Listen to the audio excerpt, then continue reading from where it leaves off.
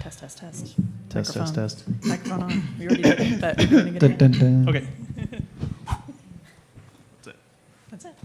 No more joking around. Okay. Welcome to our panel. This is Small Press Publishing in an Interconnected World. I'm John James. I'm one of the moderators. CL, hello, hi. And first I just want to say thank you. This has been a fantastic inaugural PNCA Small Press and Art Book Fair. And thank you so much to PNCA for hosting this, for everything that Emma and Megan have done to make this possible, and everybody else who's had a hand in this. Thanks everyone for coming out and supporting books. Yes. People who make them. But so I just want a quick overview. So for this panel, we kind of just wanted to bring together a few people to talk about what the purpose of making small press books is. It encompasses so many different types of art practices, and while our digital and physical worlds have become more and more intimately connected over the last few decades, we're always asking ourselves as publishers, like, why do we do this? Why make physical objects and physical media? And what is the state of small press publishing? Because it's been changing quite rapidly over the last few years. Can we use small press to help people make sense of our culture in all of the facets that it has? So I'm going to pass it over to CL for a little introduction about who we are, and then we'll kick right into it. An introduction about everybody else as well, and we'll go. Really briefly, just John James and I run Secret Room Press. We have been printing and publishing solely with risograph since 2019. Since then, we've put out over 20 books and printed work for many, many people. We mostly print and publish comics, some poetry recently, but all on a risograph out of our backyard. And as of 2 years ago, next week, we also run Secret Room Shop on Southeast Division, where we like to highlight small press, risograph, and locally made art by all the lovely people on our panel and a lot of the folks here today. So that's a little bit about us. And I would love to just kind of go down the line and have each of you introduce your names, pronouns, what's the name of your press or your project, and like a little bit about how long you've been doing it and what you kind of focus on. Sure. Yeah, I'm Michael Kurt, he, him. I am from Berm Magazine here in Portland, Oregon. And we've been doing Berm since 2001. No, 2021, sorry. 2001's a long time ago. So almost 5 years. And we do a contemporary arts magazine here in town. Hi, everybody. My name's Emmy with an I. Any and all pronouns. I'm representing Buckman. We do the journal, or twice a year, anthology, and books of all genres, and we've been going strong since 2018. I'm Anna, one of the co-founders of LURCH, which is a submission-based magazine, loosely following themes every issue, 2 issues a year, since 2022. My name's Will, they, them, please. Bridget and I run, this is Bridget Goloy, she, her. We run Pocket Press. We've been making mostly RISO, a little bit of letterpress books since 2023. Whoa. Great. Is that it? Great. Yeah.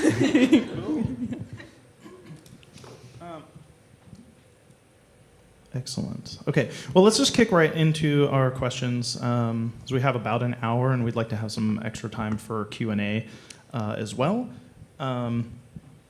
So I want to talk about like the art practice first of like making stuff and why we do this. So maybe we can just start by going down the line, but if anyone wants to hop in, or we get down the line and you want to come back to something, we can just pop around. But let's start on the Berm and whew, all the way.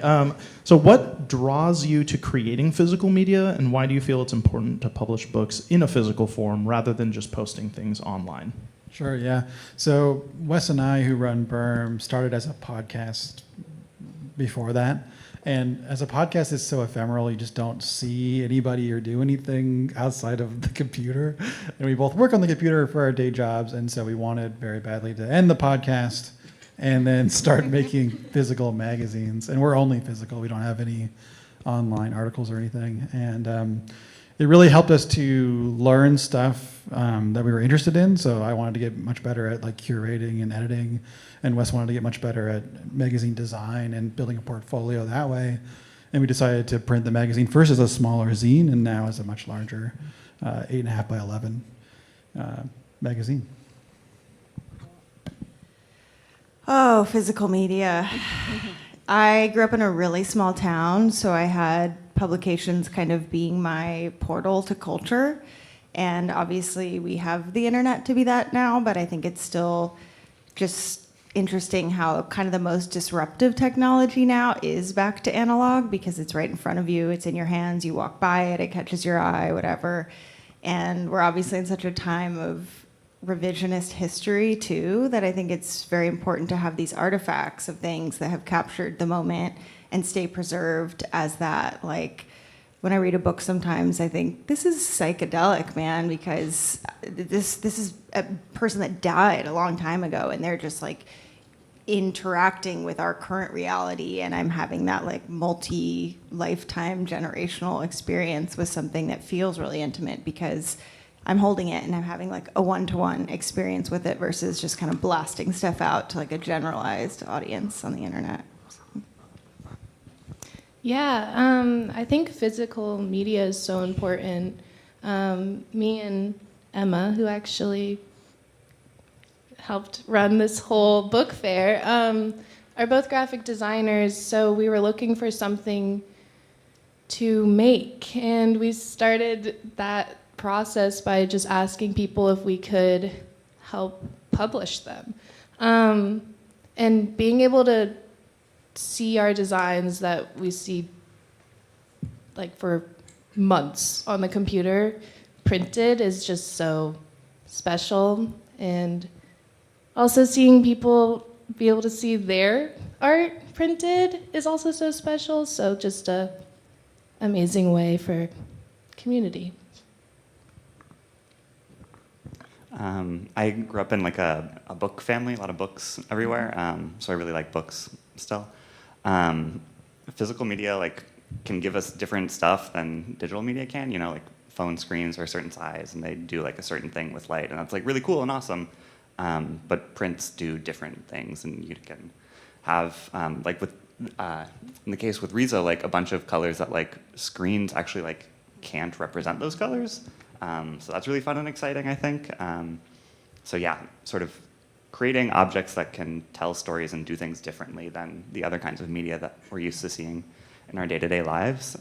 Increasingly, I'm getting like super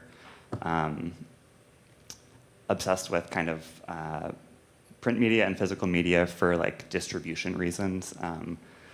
There's a lot of scary stuff going on with how the rest of our media is distributed and who controls that and how they control it and to what ends, and being able to like walk down the street and be like, hey guy, look at this thing, is like really cool. And you can have stuff that's like bound by this local context and connected to like the people that you know and that you see day to day. That feels really special and important. Yeah, I wanted to add really quickly that we also, as artists, were not being represented in print anywhere, and so like Wes and I both had to go through a couple different things where we were getting published, which was like really amazing, but it would just go away because the website would redesign and lose articles or something, or just die. Like the website would just stop being paid for and die, and that's really interesting. Like it's really interesting to think about like the dead internet, but also it's really interesting to have your own stuff on the shelf and be like, I am in this magazine. My friends made it. They are sick. Please look at it. Yeah, I agree. I think being able to have a physical copy of something that you can place in your home with all of the rest of your favorite things and be able to pass by it every day and just be like, wow, we made that. And this is Michael's story on this back, It's this pretty- issue. pretty You wanna gross. Check it out. Pretty sweaty. But it's on the shelf now. Yeah, I mean, I think there's definitely a big point about things on the internet being out of your control. Because like, more than half of my own professional work that was published online doesn't exist anywhere. I don't have a saved copy; it's just gone. But yeah, it's super important to think about how things persist over time. Okay, well, I'm gonna go start on this end with Pocket Press, but Wow. especially because you also do a lot of self-publishing of the work that the two of you are making, but have more and more stuff that you're publishing from other people, Totally. which is great. I want to ask you, what do you think that a publisher offers that an individual artist maybe can't do on their own, in a world where self-publishing is easier than ever? But like, what is the goal of a publisher to you? Totally. I think there's a couple things that I try and like offer to people as like a publisher when I want to like work with someone who's got like a really exciting project. Like, personally, I'm terrible at promoting my own stuff, and it's way easier to promote other people's stuff. Yes. And I get to be like super excited and brag about like, hey, this person made this thing. Like, it's really awesome. I believe in it. You should check it out. That's really fun and exciting. I think there's also like technical stuff that's really fun to be able to offer to people, especially with like RISO and small press, like handbound stuff, or like really local, like locally made things. To be able to say like, no, like I know, here's like a great paper that will like match what you're making really, really well. And like these 2 or 3 colors will like speak to the work and the images. And like, if you hate it, like, great, that's fine. Like, we'll just come up with new stuff and like keep being able to move that way. So like being able to offer like hard technical stuff is really fun and exciting for me. Yeah. Yeah, I think that the idea of being able to curate and see a whole range of different kinds of art, writers, photography, and be able to put them in one vessel creates this group, this community, that being able to like see how so-and-so's photo plays off of so-and-so's writing, it just has such a fun conversation that it all creates together. And it's just so exciting. Like, when we do an open call, seeing what lands in our inbox is like wild. So cool. Yeah, definitely echoing what everyone else says. I think curation is a buzzword or whatever, but we all know like how maximalized our attention is being stretched, and offering that can be really helpful to give someone, you know, a volume that is a container that has all sorts of different stuff in one. And it's definitely echo about bringing genres together, because I think, especially, I don't know if this is especially, but in Portland, I find that it's very easy to be sequestered in our scenes, like even within writers, journalists hang out with journalists, and poets hang out with poets. And so what we've been able to do by bringing like a visual element into every text project that we publish as well, we're crossing those genre boundaries and bringing people together and kind of offering a window into it for someone who might not pick up for that reason, but then they're gonna have a discovery, and really just being a collaborator. I think like the colors, the whatever, you can't kind of do some stuff from inside your own work because you don't have this perspective of being outside of it. So offering context and ideas and things can only strengthen the work, I think. Yeah, definitely all that stuff. We only publish about 8 people per issue for our magazine because we pay a different scale than some people, and so we don't want to overcrowd a lot of things. And part of that has a lot to do with like wage transparency and random stuff that we'll talk about a little bit later, I think. But for what we do for artists and different people is mostly like we want them to be able to be represented in a well-designed magazine that gives them citation, because a lot of galleries and future work that they'll go into will need that citation, and it's a physical thing. It's a little bit different, but it gives you a credit to go forward. When it's part of your biography, it's part of going forward. And then the second part of that is everything has a theme for each issue of Berm. and we keep that theme very loose. And so it's like the theme is body, which has a lot to do with like the physical body of an artist and how they use it, but it could be about a lot of stuff. And so we try to keep it pretty loose and give them the freedom to just interpret however they want with their pages. So it's not strictly writing and it's not strictly art. It's kind of whatever. And some people need more design help than others, and so we provide that for them. And some people, we just send a template and they do wild stuff with it, and we get it back and go like, yes, that is absolutely the right decision. Please take this template and run. We'll make that work. Yeah, absolutely. I feel like you kind of started touching on this, but I'm curious to hear you all talk a little bit more about the process of finding the work and the artists that you work with. I know a lot of you are submission-based. What has it been like to kind of like expand the network of people that are submitting? And if you don't have submission, like what's the process for finding and putting work out from different artists? Let's go back this way. With me? Yeah. Okay. So Berm is not submission-based, where we pitch directly to artists because the spots are a little bit limited. And we go out in the community and go to a bunch of galleries and go to a bunch of events and kind of collect people over time and try to ask them who they like as well in town. So that way we don't just have a bias, because we're both two white people and so very biased in our culture. And so we kind of just try to branch out as much as possible to different things. And then when an issue theme comes up, we scroll through the list and be like, okay, this person thinks a lot about the body. This person uses their body in their art all the time. Let's pitch to them. And we try to go that way to make a list of folks who we think would be great for the magazine. And then after the magazine's done, we say, hey, that was awesome. Thank you so much. Who do you know that would be great for another issue of Berm? And we just collect so many artists and friends of artists and writers who we would have never heard of before going out. Yeah, I love that Portland is still a word of mouth town, and we definitely utilize that method as well. And do submissions a couple of times a year, just knowing that we may be missing somebody, but largely we're all about scouting. Like every month I put all the literary events into my calendar, and almost every week there's some kind of conflict that two things I want to go to are happening at once, and that's a really good problem to have. And like just last night, we launched this book at Powell's, and it came from me going to a one-page Wednesday reading at Literary Arts and saying, hey, that's awesome. Are you working on something? And it all worked out great, and we kind of found each other, and it's just a real privilege to be able to have the task of finding out all those scenes and keeping up with them as my job. So it's just like inexhaustible talent and little niches here and there. Yeah, we are submission-based as well. We do most of our, reach on social media. Started out with just word of mouth with our friends. We've been doing some events for our launches, for our most recent issues each time.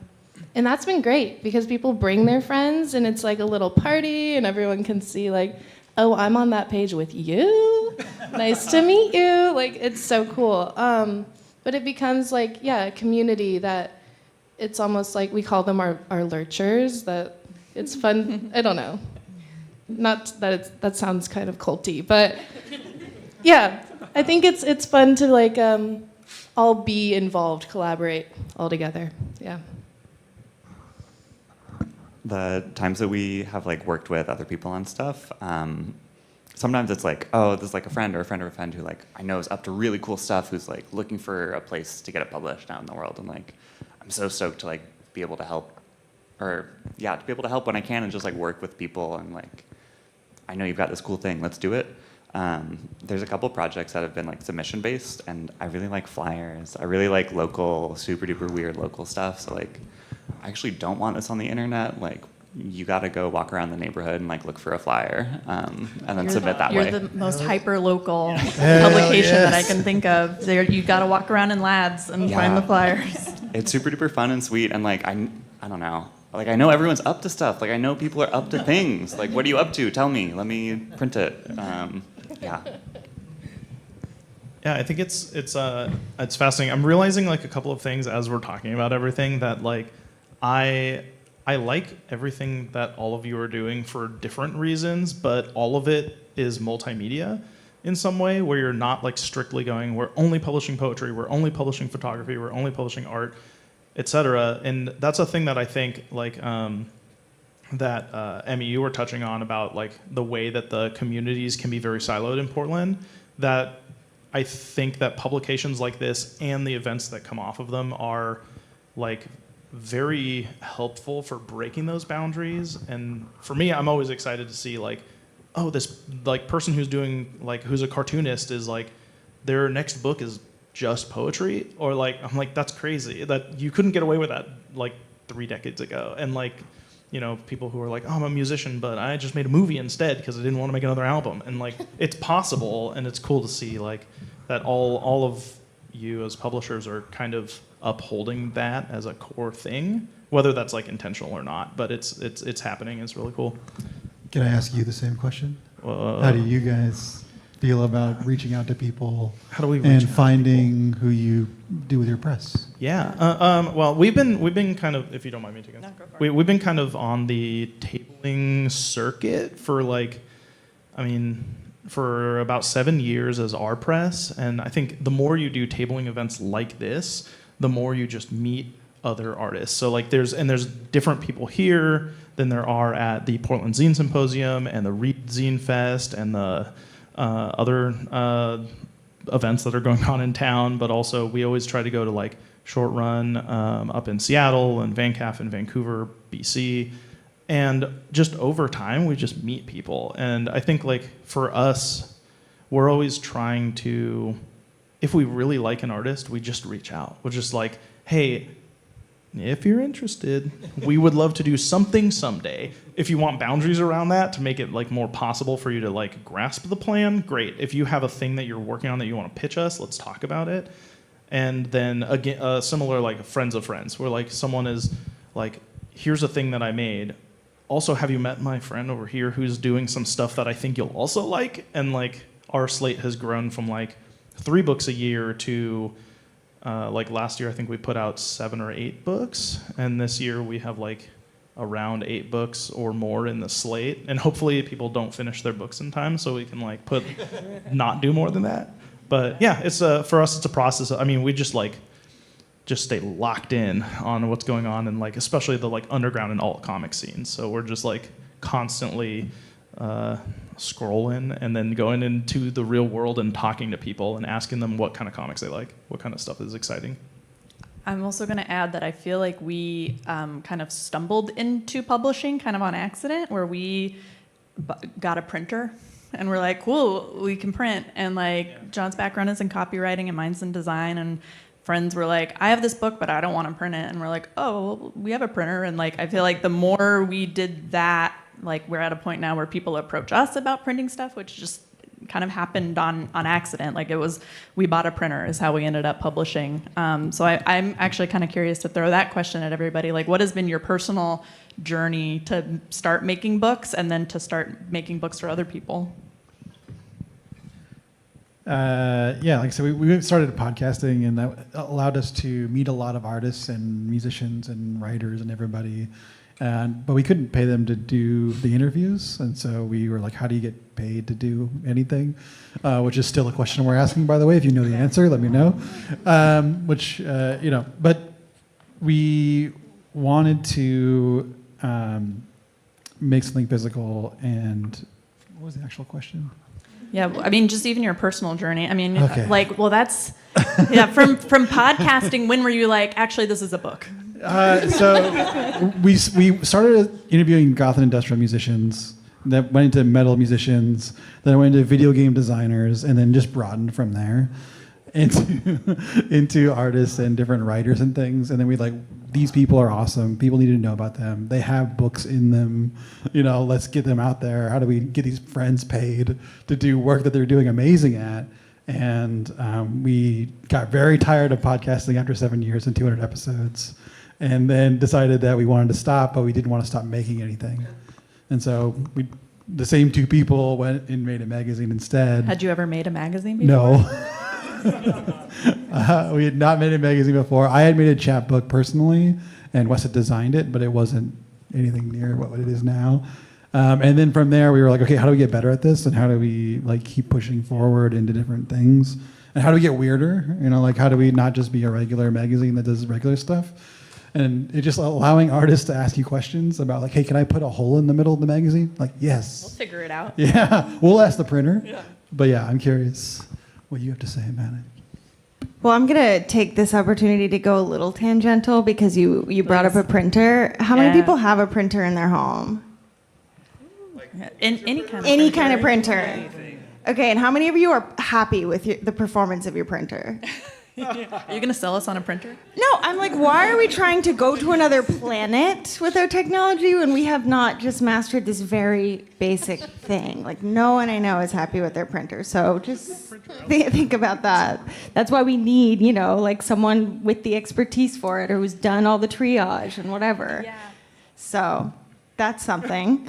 And Buckman really just came about from not like, oh, there's a dearth of literary publications here. It's the opposite. It's like, oh, there is so much to publish and so many different things happening that let's go. We can do another. I like that. I think we started basically from a design perspective. We just wanted something to design, and it was a nice October night, 2022, hanging out with some friends, thought of the word lurch. Where did that come from? We still don't know. And then we just did like a mock-up of a magazine. We're like, yeah, that's cool. Layout's fun. Let's do that. That's how it started. I guess Will and I met in a book arts class, and so we started making zines together like pretty quickly and took it very casually and would just like make a book in a night and print it and use the school's RISOs and make a bazillion of them. Totally. I started making zines in undergrad, just like a way to like, wow, I'm like so sad. And after graduating, I was like really, really struggling to like work like an office job and stuff, and like really had a great time just like making, like running off on like a shitty laser printer, like, oh, I can like download some like free EPUB or whatever and like make something to like read in the bathroom instead of working. And that was like really, really fun, and I got super into book arts and then went back to school and stuff. And then while I was at school, while I was at PNCA, Outlet was trying to sell a RISO. The studio tech here at the time like helped me to get like a very generous deal. Thank you, Leland, forever for selling me that printer. And then like once you have like a really big like printer taking up space in your living room, it's like, oh, I need to use this every day. Like otherwise I'm crazy. Like I'm still crazy for it, I guess, but it feels like it's worth it. And then the same kind of thing happened of like, oh, I've got this thing, like who needs stuff printed? Like let me print it. I don't know if this is true for you, but I think our role in publishing is just like we're happy to fight with the printer for you. Totally. It's just like if people aren't enjoying that part, we'll do that part for you. Totally. Thank you. Yeah. Something we stole from Lurch was that they have the best launch parties that I've been to for a book. Mostly because it's a lot of like community and bands and weird shit that I love so much. And we were like, what are we doing? Like we gotta have a launch party for this magazine. It never occurred to us before, by the way, until we went to a Lurch launch party and we're like, oh yeah, people do that. Oh, well, thank you. We also, I think part of the reason we did it was just because the word lurch and the word launch together just lurch Asking launch. for it. Yeah. I want to ask a couple of like technical questions that I feel like I could easily. This could become the rest of the conversation, but I'm going to try to keep it simple. I'm curious about y'all's like print runs and sizes. Like we started, like I think a lot of us start making 5 copies of a zine at a time, and then just like kind of slowly, you're like, oh, more people want it. More, like so. We started out by doing like 50 of a book at a time, and now we're printing about like 400 or 500 of any of our books. And I'm just curious to know the kind of print runs that y'all are doing. Oh God. early on, it was like if you've got like a laser printer or something, like you can just make one. That's like totally fine. Yeah. And like laser printers are amazing. Like that's actually incredible that they can do that. But if you're working with like a RISO or something where there's like a lot of like press setup and there's material costs that you kind of like need to spread out over an edition, like super short runs like don't feel great. Just doesn't make sense. And Yeah. they don't print out, like you need to kind of like do bigger things. So once I started learning how to like work with RISO and thinking like, oh shoot, like I'm gonna spend like this much money just to like make the stencils to do this thing, like I might as well print 25, 50, and like Yeah. maybe I can sell them one day. Maybe I can't. Like we've got stuff from 2023 that like we're still Oh yeah. carrying The around back and stock, like for yeah, sure. totally. And like I think the work's really cool.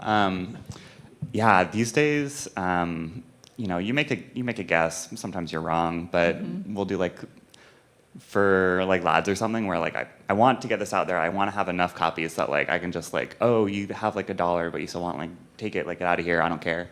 We'll do like 200, 300 or something.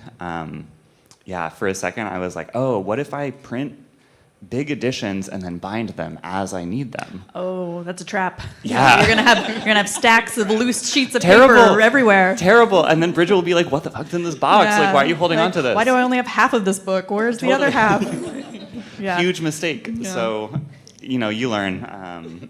Yes. Yeah. Yeah. We're still learning that lesson.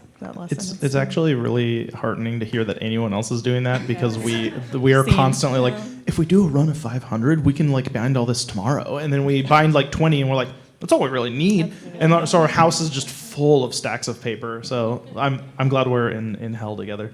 Yeah, I'm trying to stop that from happening. There's no more of that. We also, like, on the books we work on together, we like to do, I guess, like, we come from book arts kids, so, like, edition sizes or something, and it's fun to edition things. And, like, who wants a normal number? So, like, this book is an edition of 93 because, That's how many you got. It's silly. It's fun.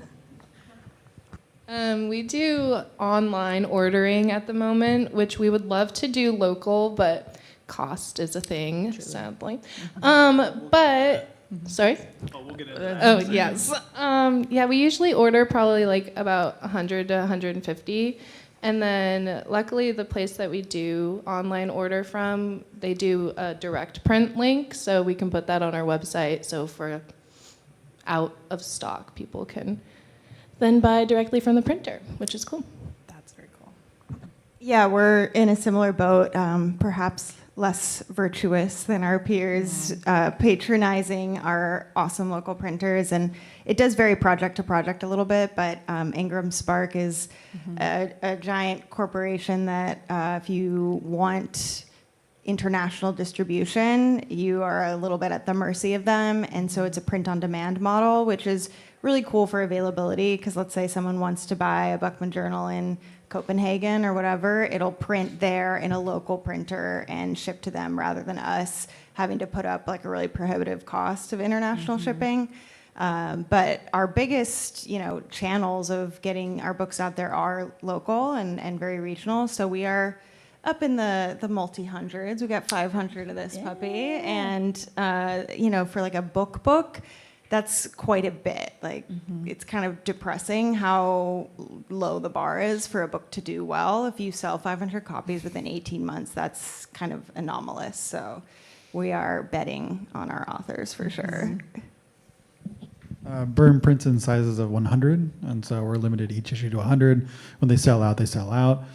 We print here local in town with Brown Printing on Williams.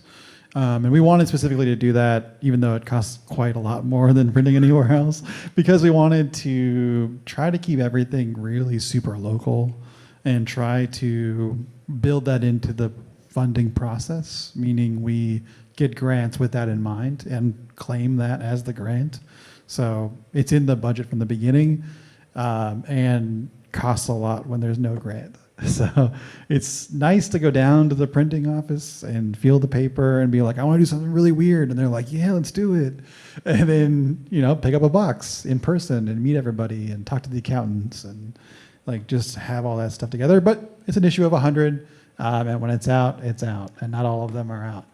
Like issue number 2, for some reason, has many copies left. We have that same thing with issue number 2. Yeah. Cursed issue number 2. Yeah. The first issue sold out for us, but yeah, it's not as interesting of a theme, I think. You all kind of answered this in a way, but does anyone have strong feelings about, like, you said when it's out, it's out. I feel like we struggle sometimes with, like, what's as a publisher, our responsibility to, like, keep any book in print, and what is that? I mean, it's very different. It's so cool that there are models that you can, like, print on demand, and you can just, like, we don't have to worry about that. But does anyone have strong feelings about keeping books in print? Yeah, our 5th issue sold out really quickly. Thank you, but we were like, well, that sucks because now the artists don't have any more to sell themselves either, and so we thought a lot about reprinting, but instead we moved forward to the next issue and kept going. But we're still thinking about it. Like, do you reprint after being like, we're limited to 100, and then you're like, well, fuck, now we want more. So no, we don't reprint right now, but we're definitely thinking about it still. And it feels like a disservice to the artists who made that thing a little bit, although it is in some libraries, which is very nice. But It lives on in the library. yeah, So you give copies to contributors to do their own sales? we do sometimes. Yeah, so we give 1 copy to everybody, and then we sell the copy at cost to contributors. Cool. Yeah. Very cool. I think I answered this mostly already Yeah, for yeah. us. The anthologies are a little different. Those might go out of print, but Yeah. I'll pass this over to you guys. For some small things like, oh, this like little one-off project that we made 25 of, like, it's really cute and like selling out. Like, it's really fun and really lucky to like have the printer and like the house to just be like, okay, cool, like let's run some off real quick. Like, we ran out of stuff on Thursday night, and then I like printed some more on Friday. Yeah, and, it's like, a ran over blessing here. and a curse. Yeah, Yeah. totally. And then you're like up until like 11. Yeah. Yeah. And then there's some bigger projects. Yeah, God. There are some bigger projects that like, oh, I'm certainly not going to print that again. Yeah, this one never again. No, Yeah. absolutely not. Like, it's crazy that it happened the first time. Yeah. What about you? We try very hard. I feel like we were on a high horse when we first started about like we're always going to keep these books in print. And the more and more books we have, the more daunting that seems, where it's like, well, we got to make some new books if we're going to be reprinting all of these old, which is why our numbers have gotten bigger too, because it's like, I really don't want to print that book again. So what if we just made a really dumb number that no one's ever going to buy? Yeah. So we like the idea of keeping all of our books in print, but there's definitely ones that are like a little bit more of a challenge. Yeah, I think we've also found for our own print practice or publishing practice, excuse me, that there's a difficult thing for us is that and I'm sure this is the same problem that all of you will run across, anyone who's doing small press publishing, is that if you go, wow, this year we have 8 books that are coming out, and last year we had 8 books, and some of those sell out. Now, if we sold out of 4 of those books last year now, and we want to keep them in print, our actual like slate is 12 books. I'm not a math guy. It's some number higher than 8. But like the process of making a book a second time is not that much easier than doing it the first time. It's just that harder, and it's not as exciting It's not fun, sometimes. but you've dialed in all the art, and you've dialed in how the art gets printed and how it'll look and what like minor changes on the like, you know, design end of things that you might want to do. But the process of actually doing it is still like because we like print, collate, and bind all of our books, it's a terrible amount of work to do a reprint, especially when you're like, well, it's sold out, we should do a larger run, and now like, you know, this is how you end up with a bunch of paper all over your house. Is that it's hard to maintain, but like for our goal is always to get stuff back in print.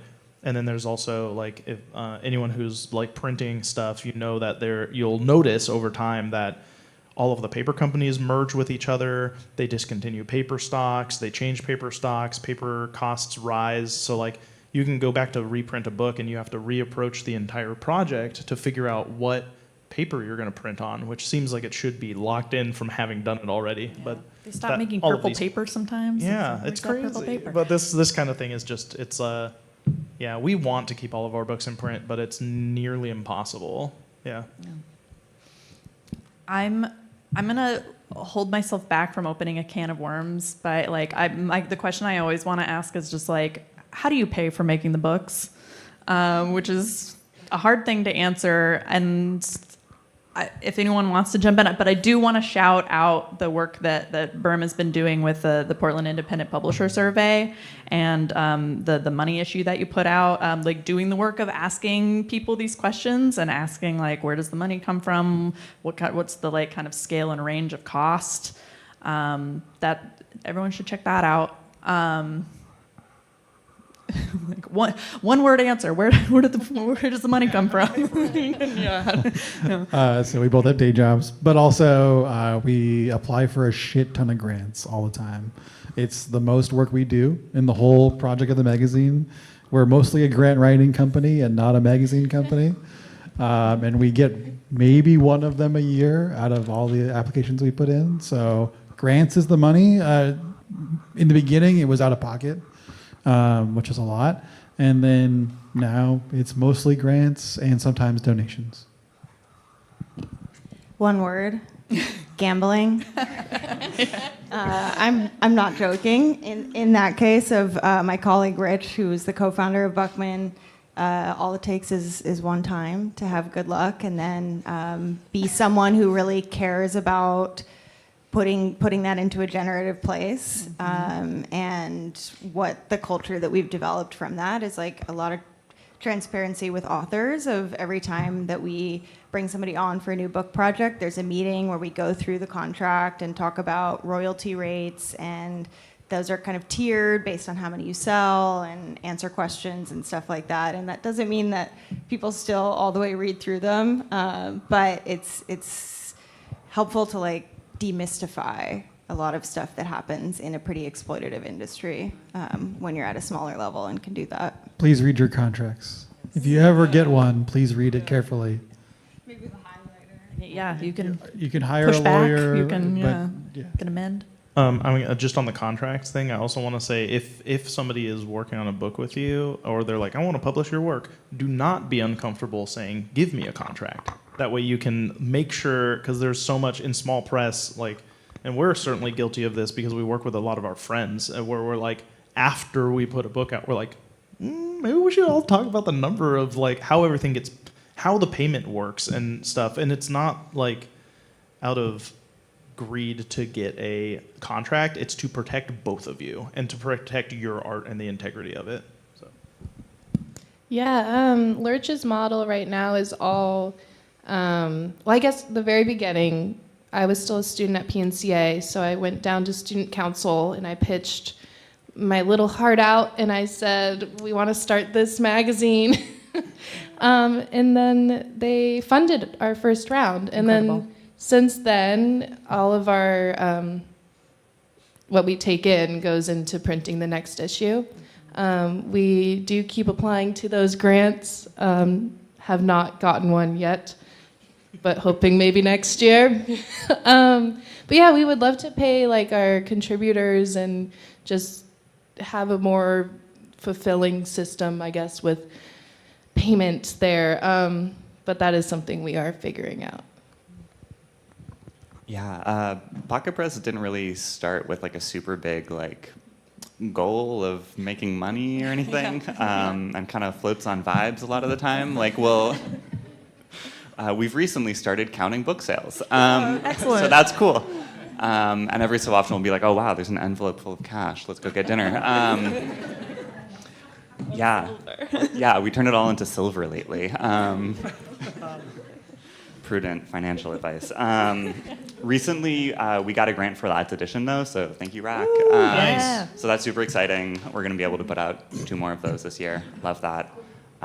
Yeah, there have been other projects that I've worked on with a friend of mine who like wanted to put out some of his work and do like Friends of Friends, and he's like academic world, so it's a similar thing that like Berm was talking about earlier of like, oh, you like need citations professionally in that world, so we're kind of focusing on like academic-y stuff, and he had an unrelatable situation of extra money, and so we got to work together on that for a while, which was extremely, extremely lucky. So the one word, luck. Yeah. Yeah, I don't think anyone's getting into small press for the money. Yeah, vibes-based income is a real part of. It's a vibes-based system. Yeah. We're kind of in a similar thing where like our goal is always just, can the book we're making now make enough money that the artist is happy and we can start on another book. And Always the goal. it just keeps moving forward. What I'll say about that is ask, if you have a question about like how does somebody do something, ask them. Don't be afraid, because Yes. there's plenty of people I've reached out to just be like, how the hell did this happen? Like, what did you do to make this happen? And they will tell you, because it was most likely a struggle, and you learn a lot by asking, and they're like, oh my God, I had to learn so much. Let me tell you, please. Yeah. We actually had a very formative experience with our press. Before we ever published anyone's work, we reached out to Jason Levian over at Floating World Comics, and we were like, hey, we don't know you very well, but can you talk to us about how you pay artists for smaller books that you're doing? And he was like, I'm going to buy you a coffee this week, and I'm going to walk you through how I do this and how you should do this, because we're at different levels. And like, we weren't even Invaluable. expecting an answer, Yeah. but he was like, let's just break down all of the money. And now like having published for several years now, I'm like, oh yeah, I would love to sit down with somebody and explain Yeah, how this hit works us so that up. everyone can get a book done. Because it's like, it's so much to like figuring out how to make a physical object on top of figuring out how to do finances and pay your friends without upsetting anyone or like forgetting stuff. It's a lot of different hats. So like, yeah, I'm sure everybody here is open to talking about this anytime. We think about this stuff a lot. Oh my Yes, God. I was, there's I 10 was minutes actually just left. about to Holy say we crap. got 10 minutes. We have What's the most important question? Yeah. We want to. Oh yeah, and we're gonna leave some time for Q&A as well. Is everybody okay if we do like a few minutes over, like so we can do a couple more questions and then Q&A? Okay. So I want to ask a couple of like culture and community questions. Get out of the nitty gritty stuff. Sorry. So because we all make physical media, this is a big question for us, is like, what is the role of physical media in the home, and what impact does that have on daily life? Like, which I think is in turn like, why do you make this stuff? But like, what does it do for life? We can start. Well, let's start Pocket. Yeah. Oh God.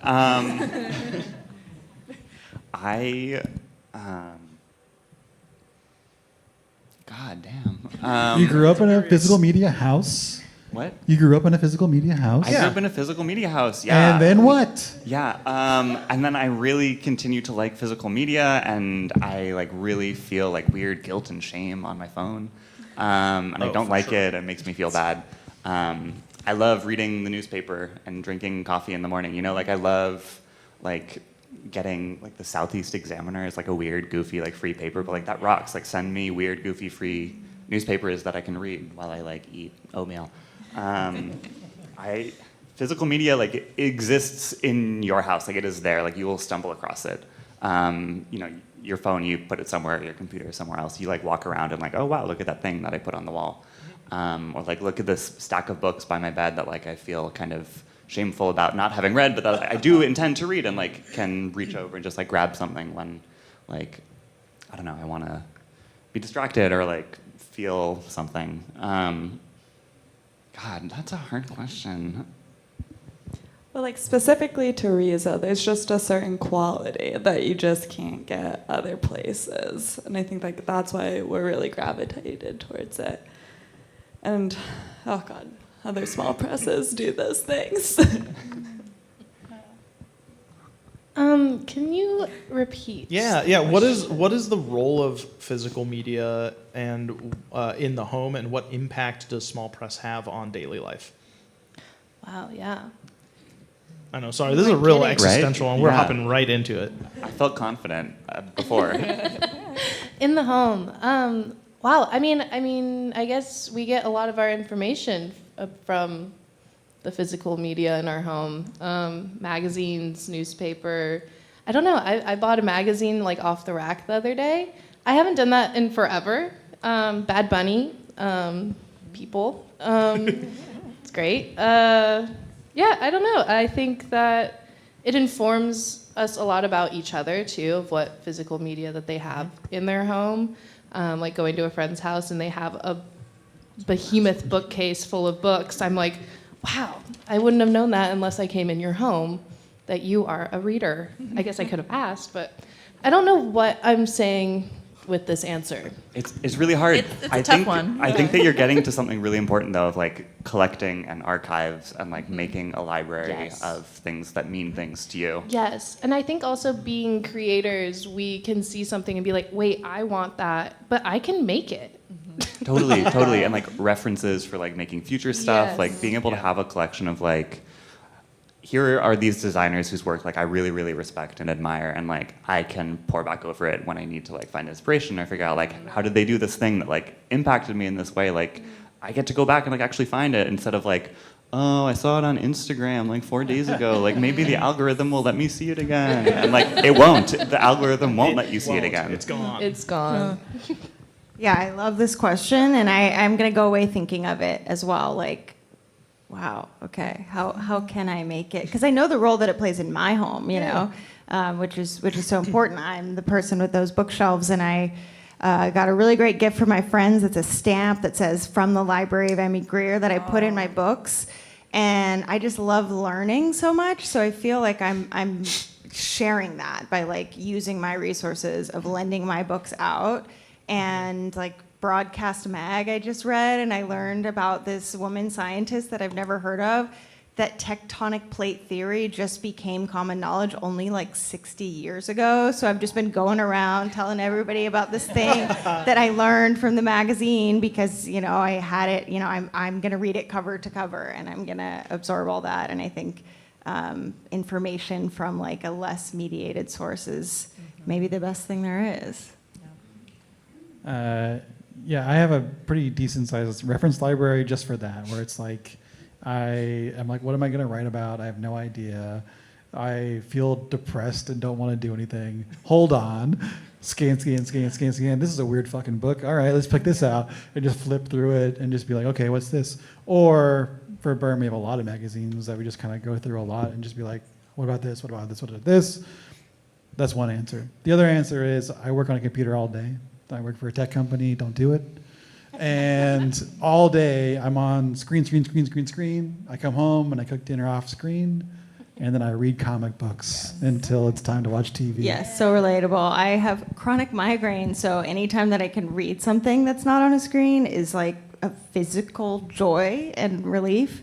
And when you like have those books or those magazines all around you, you are surrounded physically by all the possibilities of like, oh, what I am doing is happening, and there is a market for it, and I am, you know, in this kind of cyclical community of it. I will say too, the book fair too is also a good place to just be like, dang it, I need to do this. Like, these are so cool. Well, that's what we could hope, right? That someone goes home from an event like this and thinks, oh, okay, DIY, I can do this too. I'm going to hit somebody up, or I have this idea or whatever. Now's the time. Yeah, I'm a very big proponent. When I went through the IPRC's comics program, and one of the best things that, like, in the beginning of that course, they were like, our teacher said, what makes a good comic? And then we debated for like 20 minutes about like, oh, like this kind of structure and this kind of stuff and good narrative and good drawings. And then like our teacher was like, all right, a good comic is a finished comic. And we're like, oh no, it's true. And she was like, so now you're going to make a 4-page comic and you're going to print it and you're going to fold it in half and it'll be done. And it was like, I was like, wait, it's that simple. A comic doesn't exist until it's out of your head and onto the page. And it like totally shifted my thinking about like printed matter, where I was like, oh, now I can just I can go, well, instead of going, well, what about this cool idea? You just hand the thing to a person and go, read this and throw it away. And it was like, it's great, yeah. Okay, one last, what? Oh yeah, one more. One last question, Yeah. and then we'll go into a Q&A. Start on this end. What's next for you as a publisher, and what are you excited about in small press? And also, where can we find your stuff outside of this fair? Sure. Berm's working on our next issue now. Issue 8 is about the body. We got a RAC grant for it. Thank you, RAC. And so that's coming out in about 6 months. We have a 6-month cycle on that. And then we also are doing for the first time a workshop on physical contact improv to go with the issue theme, which is really cool. It's part of our grant last year and this year, but we hadn't done it because it was very difficult to do. This time we're doing it. You can find Berm at Pals Books, High Books, Chess Club across the street, and also the City Reader, which is on Division. We have an art book for all ages, is what we're calling it, coming out in May, because it's kind of the format of a children's book with few words, but focused on illustrations. But it is not a kid's book in like a simple kind of moralistic way. So I think that's our funnest thing, that we don't have like a board of CEOs or whatever to pitch projects to, so we can just kind of go all over the place and not worry about specialization.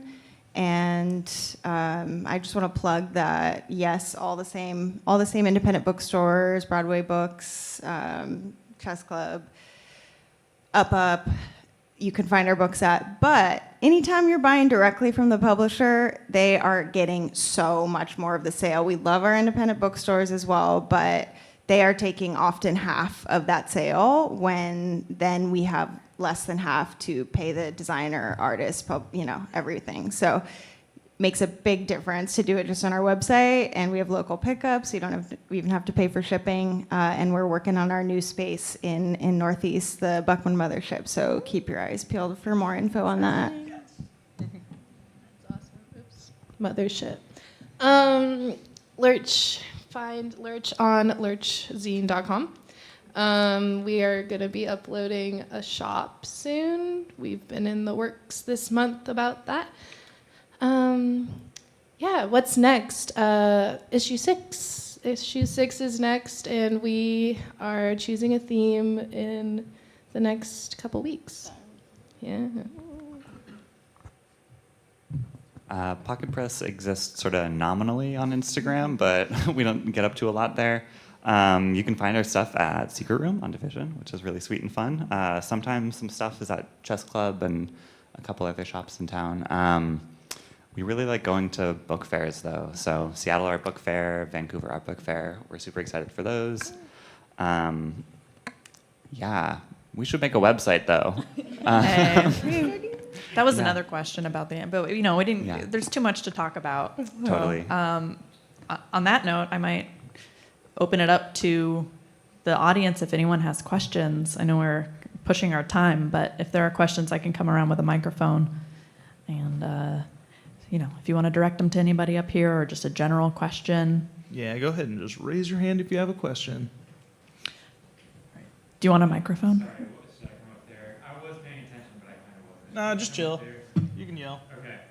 Let's direct this at everyone, but especially at Lurch. Say there was, like, hypothetically, some friends that met at art school that wanted to make a submission-based magazine. Do it. And they were working on their first issue, hypothetically. This sounds familiar. I think I've heard of this. Right, Lurch. Oh, I thought you were talking about yourself. Oh wait, now I'm confused. No, I was. That was Okay. the question is just like, first issue, you're like learning everything, I'm assuming, like as you do it. What are your biggest takeaways? And also maybe kind of geared towards anybody that's even thinking about making some sort of publication. They have no idea what they're doing. Double check names.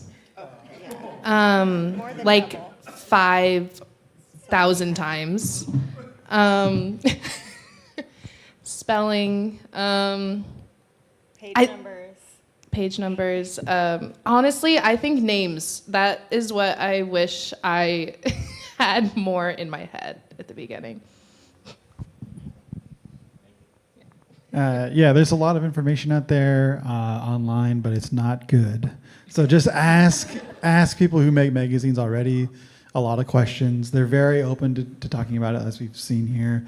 You can also go to berm.world, and on berm.world, there's a transparency page where we show our rates and our process, and also all the reflections, meaning what worked, what didn't work, our full budget for that magazine, but also everything. Like, the reason we have that stuff up there is because nobody else had it, and we needed to know. And so we're like, okay, we've learned all this stuff. Please have it. You can also go to berm.world/PIPS, PIPS, which is Portland Independent Publishers Survey. And that's a survey of Portland Independent Publishers where they talk about rates and advertising and printing, stuff like that. We're conducting the current survey now for 2025, which will hopefully be much more clear. What's the deadline for submitting to that?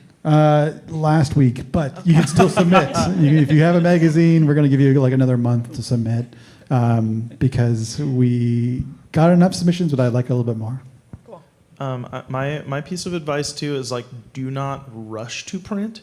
Like before you, like if you are having, like if you're sending it off to print, before you do that, get a third-party person, a friend who is willing to look at it and go, is the front supposed to wrap around in the back that way? Like, and then they can go, and you can go, oh, no. Uh-oh. And that's like, this is and then if you're doing your own process for like, if you are self-publishing or printing and making it yourself, give yourself time between things. We've seen this for sure with like our own print and practice is that like, we no longer print and cut a book down on the same day because you get into the mode of like, well, cutting, it's just the last thing. We just got to do it. And then you cut your book and you pull it out and you go, well, there goes the first 10 because I slightly mismeasured this. So like give yourself the time that you need between the steps. And don't be afraid to ask somebody like, can you give this a look over before I print it? Yeah, and just shout out Outlet and IPRC for the actual like physical making resources. If you're spending money, either write a budget or like really keep track of everything as you're going. Bind them all. Don't. No more stacks. And the better you keep track of a budget for a project, the more you can write off on your taxes, which sounds boring, but you'll really be happy that you did it. Also, spreadsheets. Just put everything in spreadsheets, budget, who's your contributors, what all your passwords are, everything. Wait, high key, get contributor info on day one. People... Addresses. Yeah, people have busy don't lives check. that they're not going to write back with their information after the People fact. don't respond to you. Yeah. This is also like a crazed amount of information to try and keep in your head too. Yeah. And I think an important part to remember is that this is all learned by trial and error. So like, these are all number mistakes. one is just do it. Like, Yeah. it's like don't be scared. Yeah. And keep doing what you're doing, which is Yeah. going to events and talking to people and asking questions. But already off to a great start. And know that number 2 won't sell as well as number 1. but number 3 will sell out. So don't worry. Don't worry. I think I know why. All right, before we go to the next question, I have a pitch as to why that is true, because it's true for us as well. Okay. And I think it's because if you see number 2, you're like, I'm so close to starting a collection of 1 and 2. If you just see number 3 of a thing and you really want it, you're like, there's probably not going to get both 1 and 2, so I'll just start from 3 on. This is my So I my should guess. hide the number. No, I don't know how to make books. Yeah, serialized stories can be challenging too, where you're just like, oh no, we're out of number 1, and no one wants just number 2. Yeah. But I don't know. There's some weird book psychology there. Any other questions? Yeah, questions? Going once, going twice. And that's a wrap, baby. Hey, thanks everyone. Yeah, thank you so much, Michael, Emmy, Anna, Bridget, Will, for doing this panel with us. Thank you, everyone. And being so open to talking about this stuff. Thank you to PNCA, Emma and Megan, and everybody who had a hand in making this whole. We need more of these things. Yeah, this Thank whole you. art book fair is really wonderful, and hopefully this is the beginning of a years-long event. So thank you so much for coming out, everybody. Really appreciate it.